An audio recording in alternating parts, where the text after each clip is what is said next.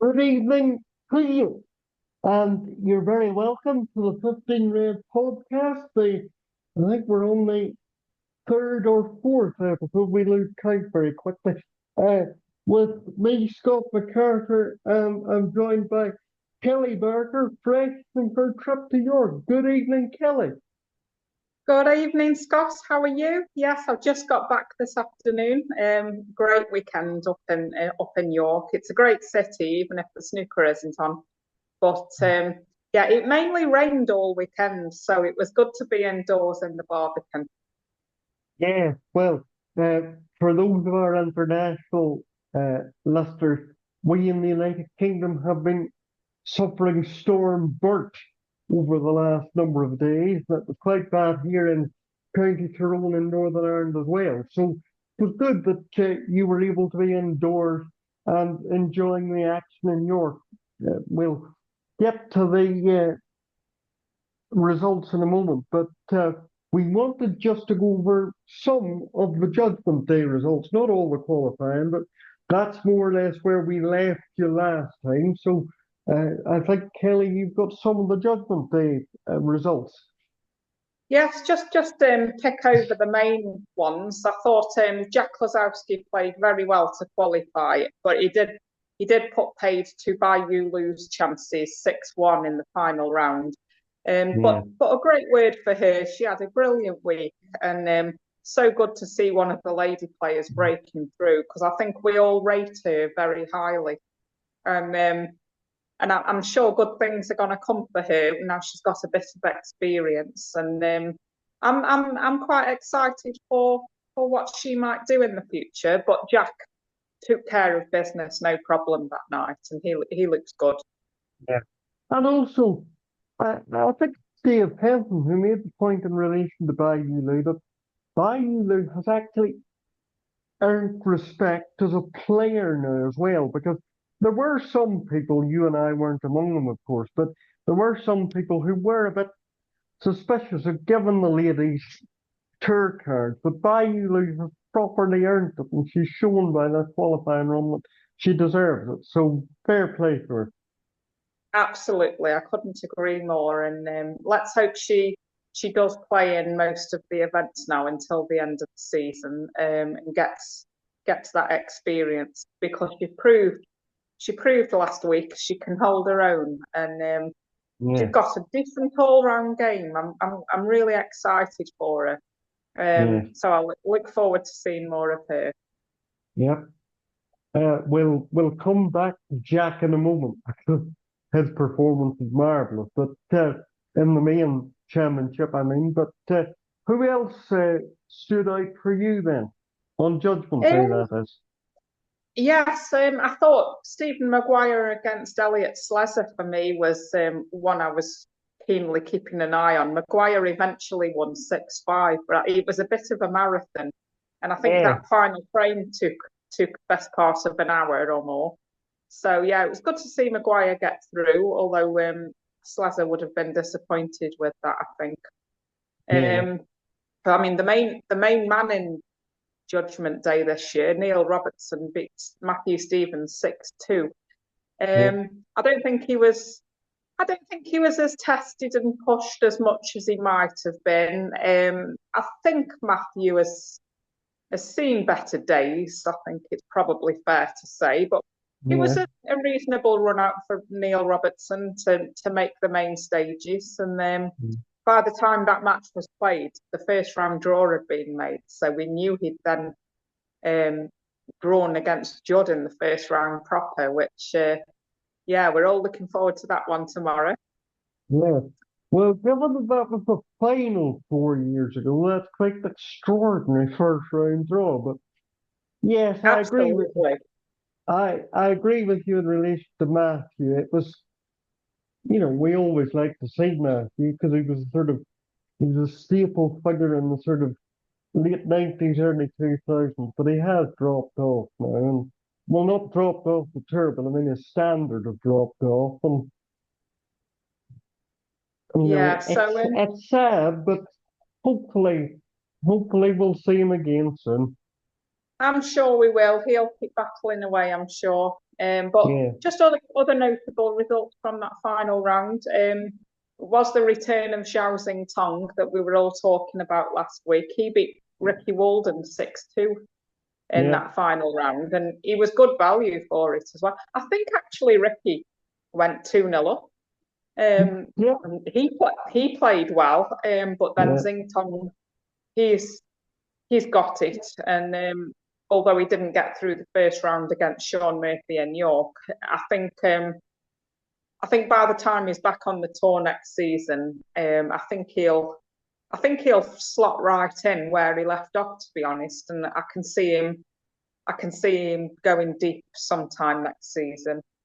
yeah, Um, yeah, and just one more result, I quite enjoyed most of the match of Guo Kwang beating Stan Moody 6-5.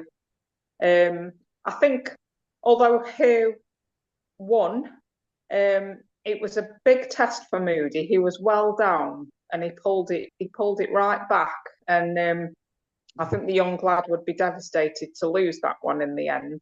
But credit to Guo Kwang, he's really, really grown. And I think it's only his second season.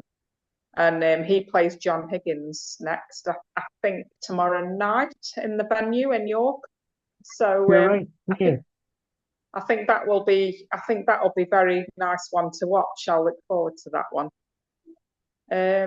And then yeah, we just about um, made it through the qualifiers. Really, really good coverage from World Snooker's YouTube as well. yeah, And to put it on the Facebook page, yeah, I thought Dave Hendon, Rob Walker, Ken, I thought they did all a great job. Stephen Hallworth. Um, yeah. they've really nailed that judgment day. I love it at the World Championships. I'm really, really glad they're doing the same thing with the UK now. And Yeah. I think it brings a bit of, I think it really does bring a bit of more gravitas to the tournament. Just the fact that we've got commentary on qualifiers, I think, adds so much to the viewing experience. So yeah, it was a really good couple of days coverage from those guys. Oh, and especially for people like you and I who are proper nerds and would probably be watching qualifiers anyway, or at least keeping an eye on the score. It's good that we can actually, it can be like a normal tournament and such. It is. I mean, those qualifiers in Leicester last week, I thought that they're as good as any tournament, to be honest. I really, really enjoyed it. And yeah, I'm sure the players didn't really want to be there, especially the ones who were on the verge of only just missing out on the 16. Yeah. They would have hoped to get straight through to York, but there weren't too many casualties really of the top guys. So yeah, it really made when the draw came out with who got through. It's really made some stonking ties for round one, and yeah, been really enjoying it so far. Well, we now move then rather seamlessly, I suppose, to Saturday itself and to the first couple of matches in York. The first one was the defending and 8 times champion Ronnie O'Sullivan and Barry Hawkins. Now, the head to head coming in here was 18-2 in O'Sullivan's favour, and he hadn't lost to him since 2021. So every sort of prediction and stat was saying that Ronnie would win easily. But as we know, the snooker gods, as we call them, decided to I have a think lot of fun with us. absolutely. I think these records are there for a reason because Ronnie's, obviously been much the better player over the years against Barry. But Ronnie led 3-1 and he played well. I think there was 2 centuries in those 3 frames. Yeah, But after the interval, and he went 4-2 to Ronnie, and you thought, well, he will just coast home here. But Barry really picked up his game and he played really well. It was nice to see him playing well again. And Ronnie did tail off, especially when the pressure was put on him. Ronnie didn't really stand up to it. And it was good to see Barry win. And then at the end. He looked really pleased in the arena. A couple of you know, fist pumps saying, "Yes, I've got this now." And Yeah. yeah, I'm sure, especially like you say, the record he had against Ronnie.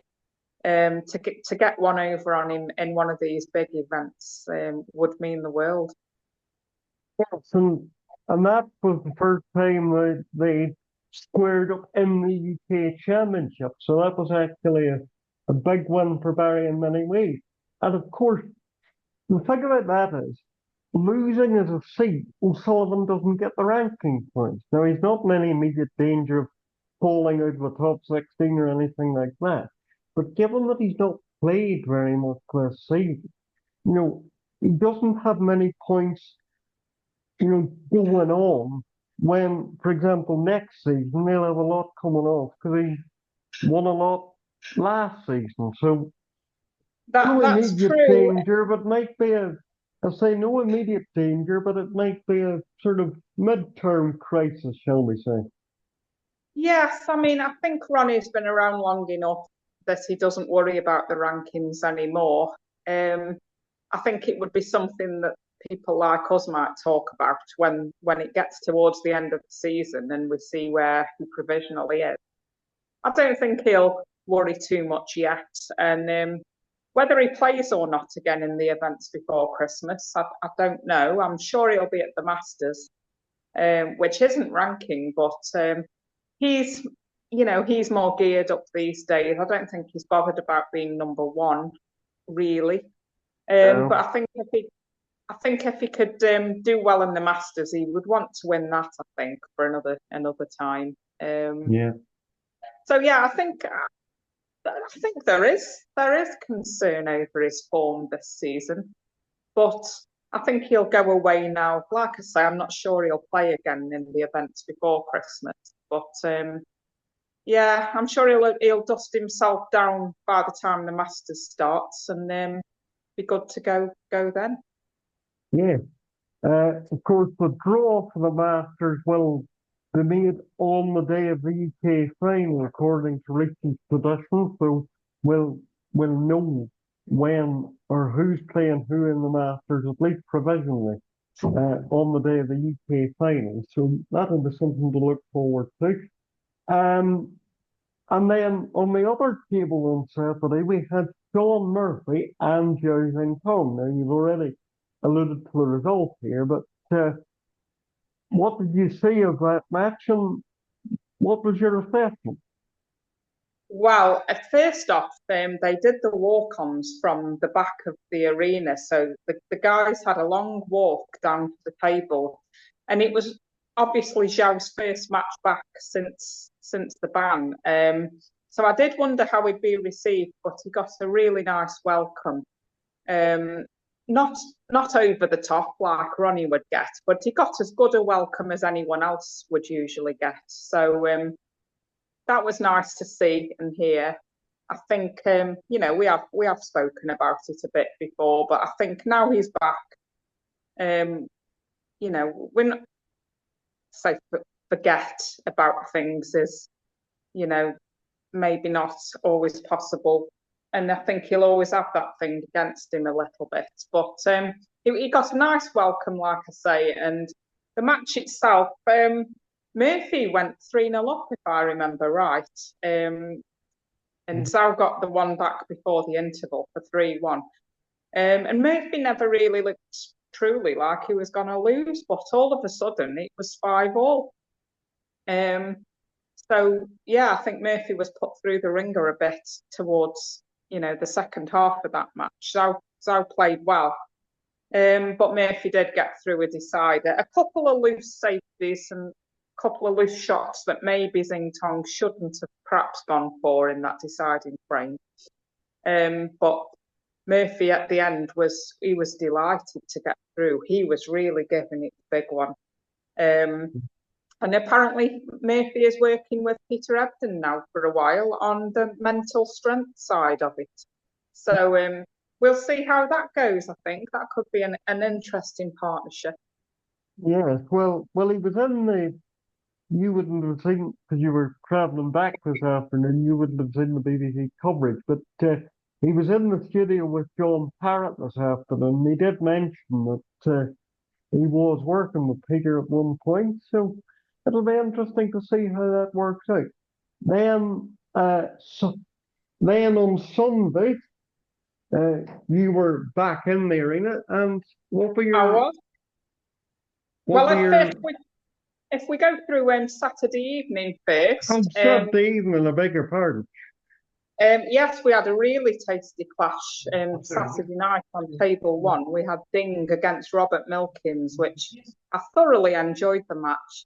Yeah, Wasn't necessarily top quality all the way through, but I really enjoyed it. Milkins started like a train first frame, but then inevitably, as he does, he's got the easy miss in him. yeah, So but they to and froed all the way through mainly. But Milkins led 5-3, and you thought, oh, I think he'll get one of the way he started to play. I thought he would get one of those final 3 frames, but just um, he was never quite at his best in that second half of the match. And Ding, when it got to 5-all, there was kind of an inevitability that Ding would win 6-5, and he did. yeah. And I think Rob Milkins would be very, very disappointed to lose that match. He says his form's there, and he's confident it's gonna come so soon. But it was a really enjoyable match that was for the first night of the tournament. So yeah, Yeah. and just Robert Milkins' walk on tune always gets the crowd going. That Rob does, Walker yeah. really gets us clapping with "I'm a cider drinker," and Yeah, it creates fantastic atmosphere. When the draw was made, I was really pleased that Milkins would be playing whilst I'm there, just for his walk-on song, because I really like it. yeah, yeah. Not that we're not that we're encouraging overindulgence, but nonetheless. Um, but And then and then what the other one on Saturday night? the other table Saturday night, Dave Gilbert beat Zhao Gudong 6-4. I think Zhao will go away disappointed with his performance, and depending on other results this week, that could potentially see him vulnerable now for the place at the Masters, especially if Robertson does beat Trump. Yeah, Um, tomorrow it's gonna afternoon. it's going to be a dogfight for that last place in the Masters. But Dave Yeah, Gilbert was good value for it, I think, 6-4 in yeah, the end. yeah, Um, arguably could have gone either way, but I think Gilbert was always that bit ahead, and he always looked the bit better man, I thought, and he deserved the win. Plays Hawkins next as well now, so I think that'll be yeah. a really nice one to watch. Yeah, just on Joe Godon, of course he won in Wuhan and then was a semi-finalist in Nanjing there as well. Um, being a seed for the first time, but that Masters place probably did put a bit of extra pressure on him, and he's never experienced that before. So, he will be disappointed, but I would say in his defense, there probably were mitigating factors that meant it just wasn't the 12 by 6 that he was thinking about. Yeah, I think he'll come again. I think this was a setback in a season that hasn't produced many setbacks for him. He's been flying the crest of a wave, really. Yeah. Was there a bit of disappointment there from the Champion of Champions final last Sunday? Maybe a bit of a hangover from that. But Yeah, possibly, I suppose. I mean, if he does miss out on the Masters, that'll be the disappointing thing for Zhao in this tournament. Yeah. More than losing now, probably. But Yeah. he's still on the upward curve. He's been playing really well. He just had a bit of an off night, really, against Dave Gilbert. And like I say, Gilbert was good value for that win. He deserved it. and then I was getting ahead of myself there earlier. Moving to Sunday afternoon, what did you think of what you saw there? Because I didn't see anything on Sunday, because church things and visitors and so on. So you'll have to fill us Well, in on Sunday. Sunday afternoon, I was on table one again for Mark Allen and Jackson Page. I think to say this was a bit of hard work was only telling half the story, really. Yeah. We both got they both struggled with and got really bogged down mid-match. There were two or three frames that were really hard work. And I think Mark admitted after that he isn't enjoying that kind of snooker. He isn't enjoying his own game at the moment. But he did. Uh, And Jackson should have made it 5-all. To be honest, I think he'll have been disappointed how he lost that final frame because eventually Jackson was well down, but then he threw the shackles off and won a good couple of frames. And yeah, he should have made it 5-all. Once he started throwing his arm at shots and they were flying in, I think that bodes well for Jackson in the future, and he's sort of on an upward trajectory. You know, you don't become overnight success anymore. It takes a good few years. He's still only 22, 23 years old, so he's got time on his side to do more. But it was Alan who struggled through in that one. And then on the other table, Ali Carter beat Ryan Day. Now, I was on table one, so I didn't actually see any of that match. But it looked like both had their moments of suffering out there as well. I could see from where I was sat in the arena, I could see some of Ali Carter's facial expressions weren't always of a happy note. And I could see that when Ryan Day was walking back to his seat at times, he didn't look too happy either. So yeah, maybe that wasn't always top quality either. But you know, they're big matches for all of them this week. And Ali Carter will be pleased he got the business done in the end. Another 6-4. So you know, by Sunday afternoon, they'd all been at least 6-4, and tough match play snooker. yeah. And then on Sunday night, I did manage to save it. We come to really the performance of the week, really. Jack Absolutely. Lazowski, Jack Lazowski beating Mark Selby 6-4. Because, I mean, Selby was 3-0 up and Lazowski only scored 6 points. I know you were obviously Well, I there. mean, You saw it. Mark It was Selby, marvellous. Mark Selby looked $1 million before the interval. He led 3-0. Was it 1 or 2 centuries he made? But he didn't look like missing. He looked like he brought his A game to York.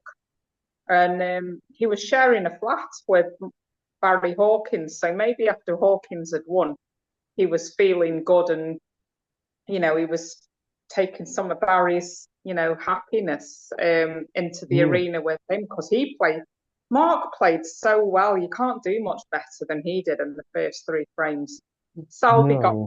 it. Lazowski, sorry, got one on the board before the interval, 3-1. And you know, I don't know whether he had a word with someone at the break, but he did just he turned things around fantastically after the interval, and not just you know the Lazowski attack. He really played a brand of match play snooker that we don't necessarily see from Jack, and I thoroughly enjoyed watching him, and he deserved that win in the end. I think probably Mark Selby would go home a little bit shell shocked because he couldn't have done any more to lead 3-0. But Jack really, you know, it is definitely the performance of the weekend, I think, to win Yeah. 6-4. And so good to see. I think we've all been banging the drum for so long about Jack Kozlowski getting to that latter stages and maybe getting that trophy on the board. But if he continues like he did last night, who's to say it can't finally be this week? But I'm not going to put any pressure on him because I'd love to see him do it. We know he's just as capable of losing in the next round. I think we all know that. But I think for now he should maybe watch that game back with Selby and take the positives from it because he's got a good match play game in there that we didn't necessarily know he had in him. So well done, Jack. Really pleased for him. Well, definitely looking forward to a week.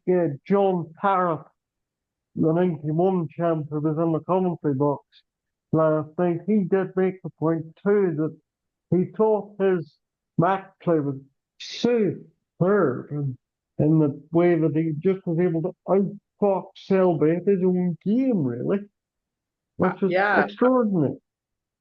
absolutely brilliant. Can't say any more. But good for him. He was just absolutely superb. And yeah, I think the matches I saw over the weekend that was the highlight for me. Good to see Jack playing like that, and the way he battled, I think, was the most pleasing thing.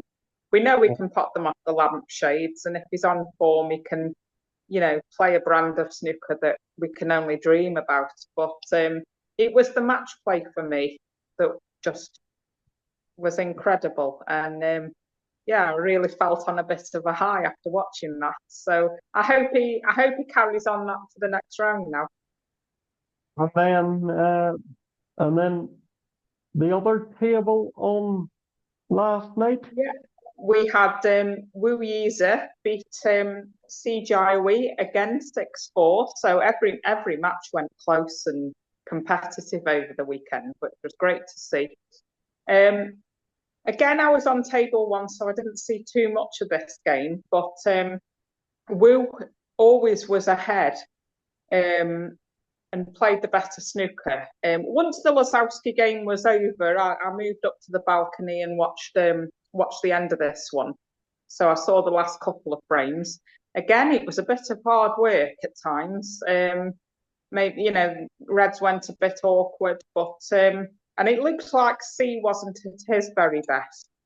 But Wu Yiza, he's on that upward trajectory. Made a final this season.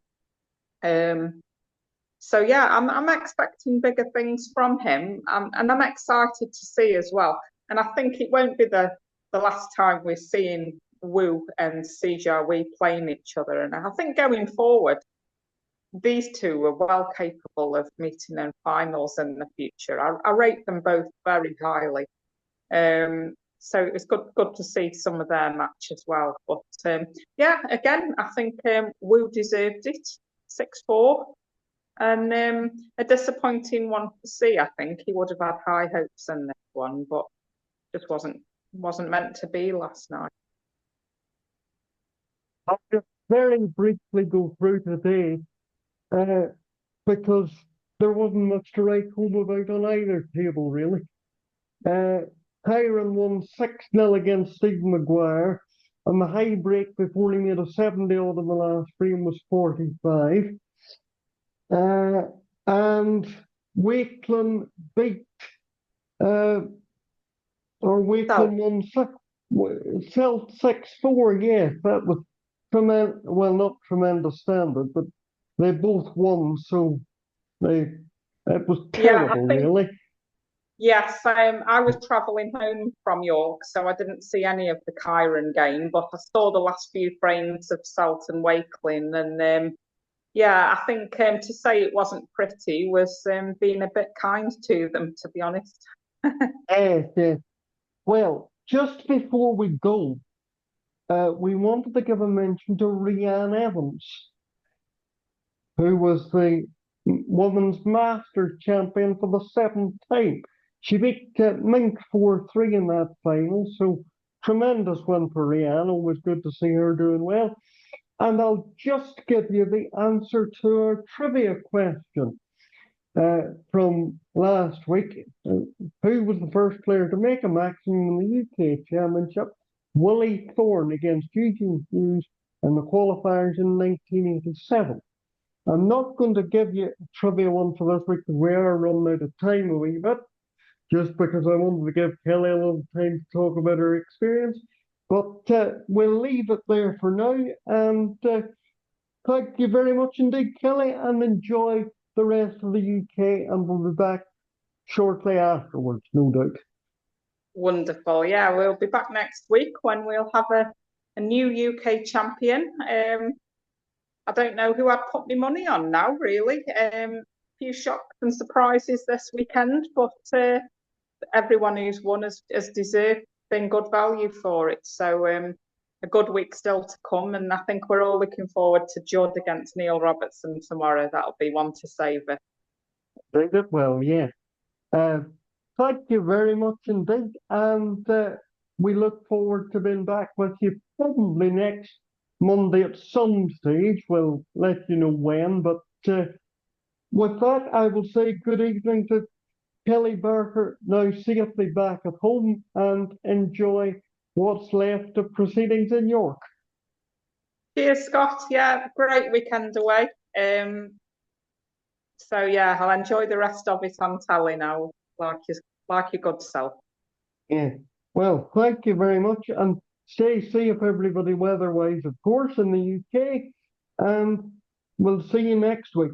Bye. Bye, everyone.